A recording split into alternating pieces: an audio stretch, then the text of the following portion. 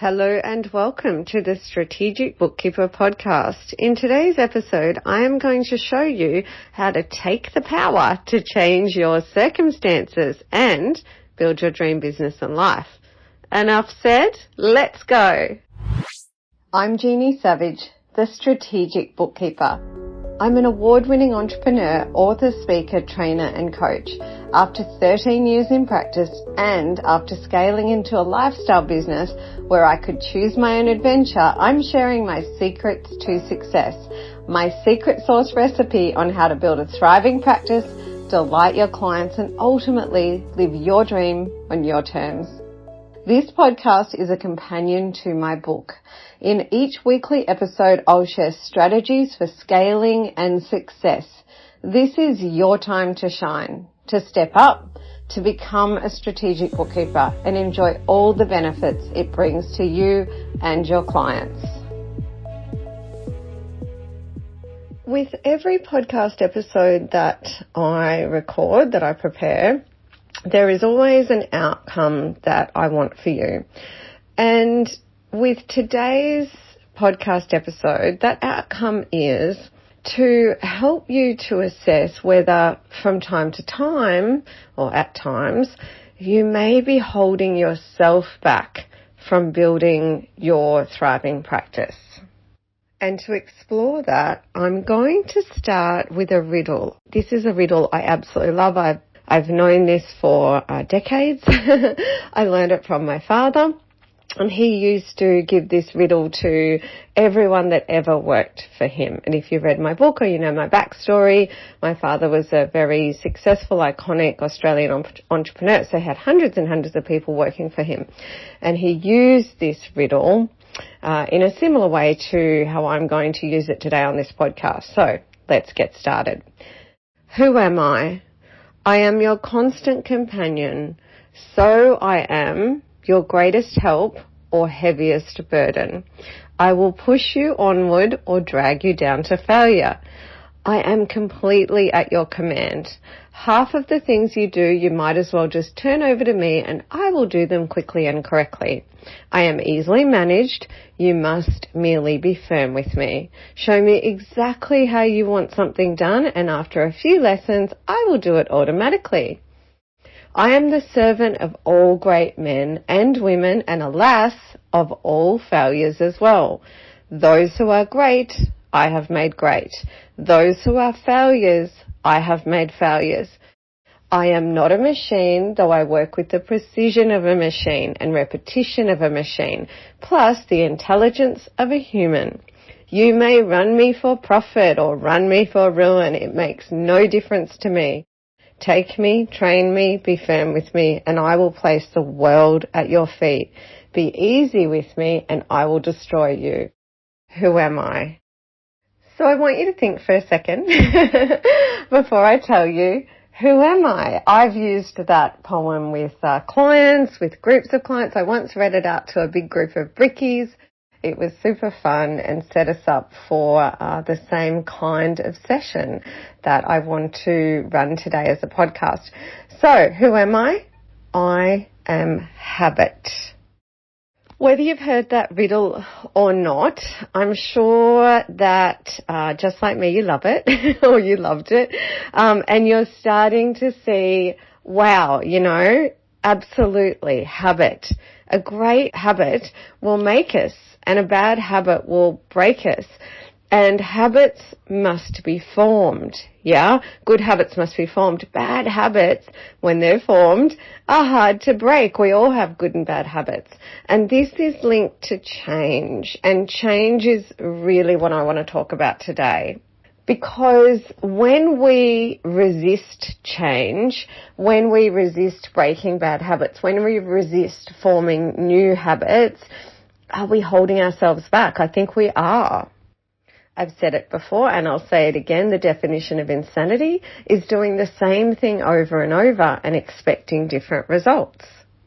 And it's a mistake the first time and a choice the second. This is also about the victor or victim mentality. Okay, so you're a victor, yeah, or you're the victim. So the victim, is complaining about their circumstances, and I get that sometimes we are all there, but the victor very quickly finds a way to change their circumstances. Yeah. And also when we take responsibility for what's happening in our business, then we have all the power to change if we externalize the problems. So if we blame our clients or the economy or whatever it is, even if there's a valid reason to blame an external force, but if we do blame an external force, we give our power to change away, because we can't change anyone except for ourselves. Yeah.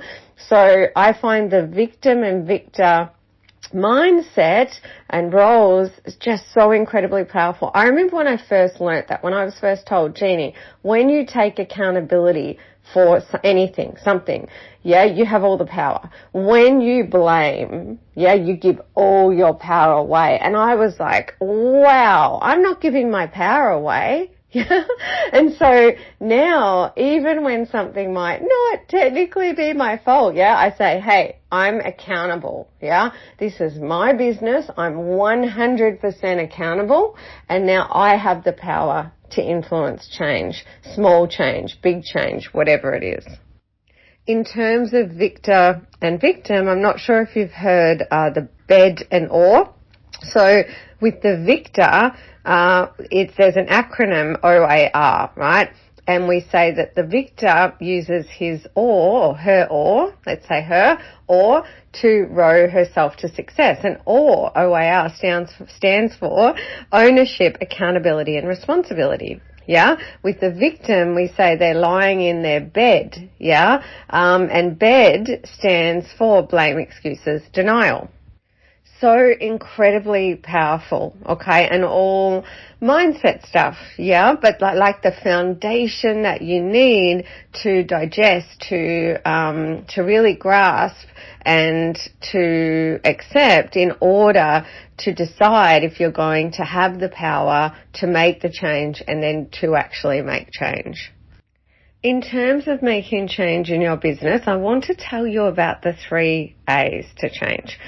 So when I first heard about these, and I've always been really great with change, but you know what, to rinse and repeat on any subject just deepens your understanding, and you always get something new, right? When you hear something that you already know again from someone new with new thought leadership. So the 3 A's to change are awareness first. You need to become aware that change is required, right? Then there's acceptance. So you need to accept that change is required. Yeah, so you might become aware of the problem, but you need to accept that change is required. And then there's action. So awareness, acceptance, and action.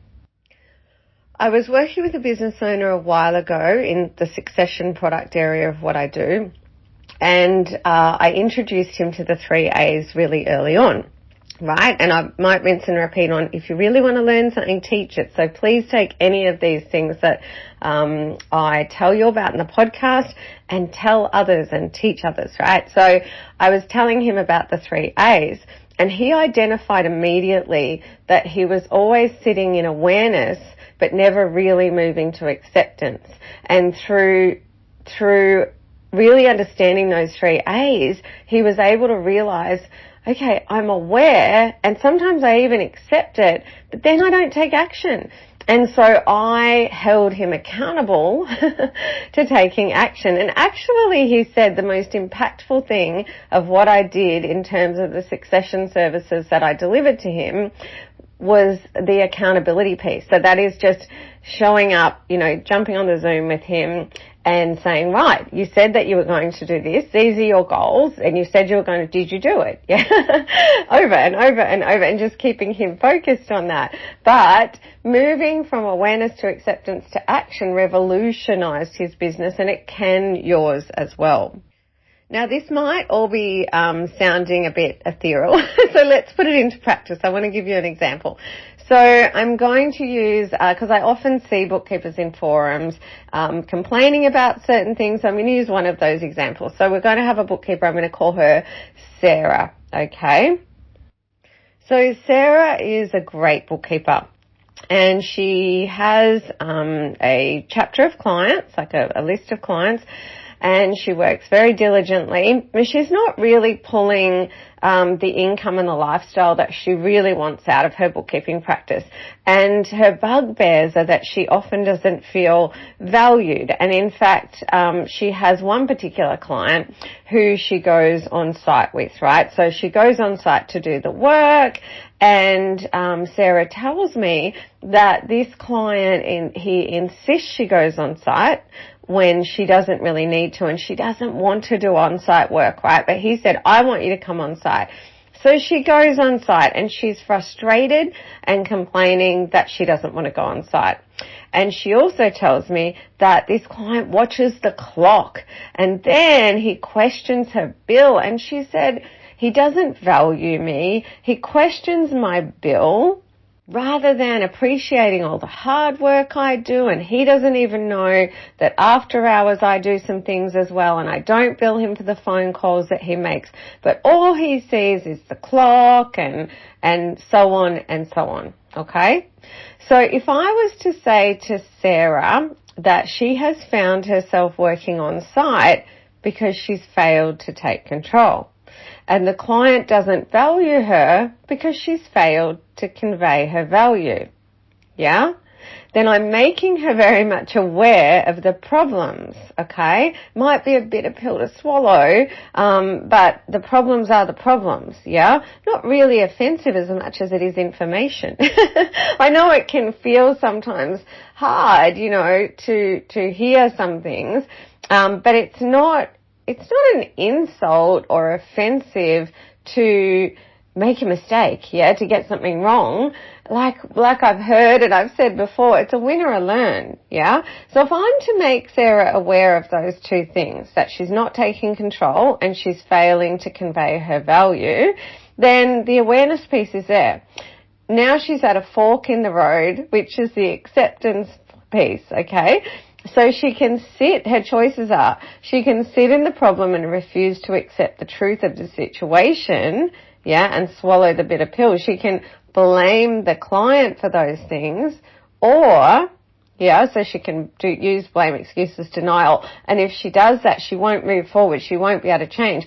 Or she can take ownership, accountability, and responsibility and say, oh, okay, so I'm working on site because I didn't take control. I don't quite understand that yet, but that seems to make sense. If she's someone who wants to just take responsibility and hold all the power, take all the power, yeah? And she says, oh, I'm not conveying my value? Well, how do I do that, yeah? She's taking back her power. So if we pull back on that blame piece, yeah, and we say, I'm going to take accountability for anything and everything that's going wrong in my business, you've just given yourself all the power to change and build your thriving practice, okay? From there, Sarah can sit down and do the work around knowing her own terms. So there is a podcast on that if anyone wants to listen to that around setting your terms. It's called Know Your Terms, Back Yourself, and then Value the Heck out of your VIP clients. So you can listen to that one.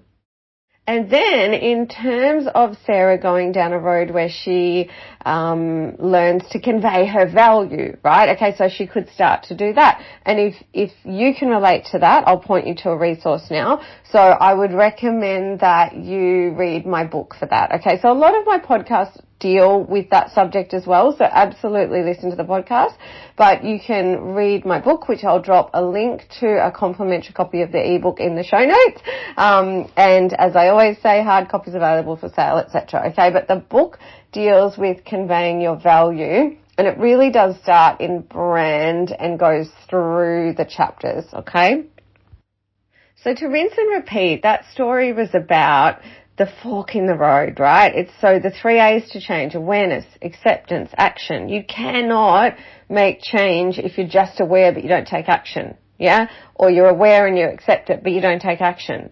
Yeah. If you keep doing the same thing over and over again, that's not change. This is about taking back the power. Okay. So if you've heard yourself complaining about a problem multiple times and you're not doing what you need to fix that problem, take back your power. Take ownership, accountability and responsibility of everything in your business. The wins, the losses, yeah, the successes, the failures, yeah, or as I like to say, the win or the lesson, okay? But the triumphs are yours to celebrate, yeah, but the losses are yours to take on board as well. And when you do that, once again, I will say it over and over, you take all the power to build your dream business and life, yeah? It's action time. I'm all about the action. So change starts with mindset. So first of all, take some time to just digest this concept of the 3 A's to change. If this podcast spoke to you, yeah, so if I was listening to this podcast, yeah, so this would be stuff that I thought, okay, yes, I've heard this before, I love this stuff, but I feel like I've got most of it nailed, yeah? But if you're feeling the opposite, if you think, that was a hard podcast to hear, I feel like I might be struggling with that. Do you know what? Listen to this podcast 10 times. Just keep putting it on. When you go for a walk, something like that. Everything starts with a mindset. Everything starts with the right way of thinking and the education. Yeah. For example, in my strategic bookkeeper transformation program, I'm so passionate about the formula we use, starting with education. Yeah, we need to teach you what you need to know, and then we need to give you the assets, and then we need to help you implement everything you've learnt and everything that you've been given. Yeah, and then we need to help you practice all of that, and then we need to continually support you. This is no different. Yeah. If you need to improve in these areas of the 3 A's to change, the victim and victor, yeah, then you need to educate yourself and improve your mindset and switch your mindset. And then you need to implement what you've learned. And then you need to practice what you've learned. And if this is a big change for you, make it a lap around the sun. Yeah. So you may have heard me say that before. Yeah. Every major change, I believe, major changes take a year, a lap around the sun. It's how I approach major changes with my clients who are engaged in succession products. And it also takes the pressure off, and it allows you to really consider how change can be transformational. Yeah. We don't make a transformation in a week. Yeah. So big changes in our business or life, give yourself a year. But start with education, start with mindset. So just digest what you've heard today and then practice. I hope you enjoyed this episode. If you have a question you'd like answered on my podcast, please email me, hello@thestrategicbookkeeper.global. Did you know we have a private Facebook group called The Strategic Bookkeeper's Way? There you'll find bookkeepers just like you on the same journey where you can ask questions and get support. You can find more resources and how to work with me at thestrategicbookkeeper.global. All the links are in the show notes. Have a prosperous week, and I'll see you in the next episode.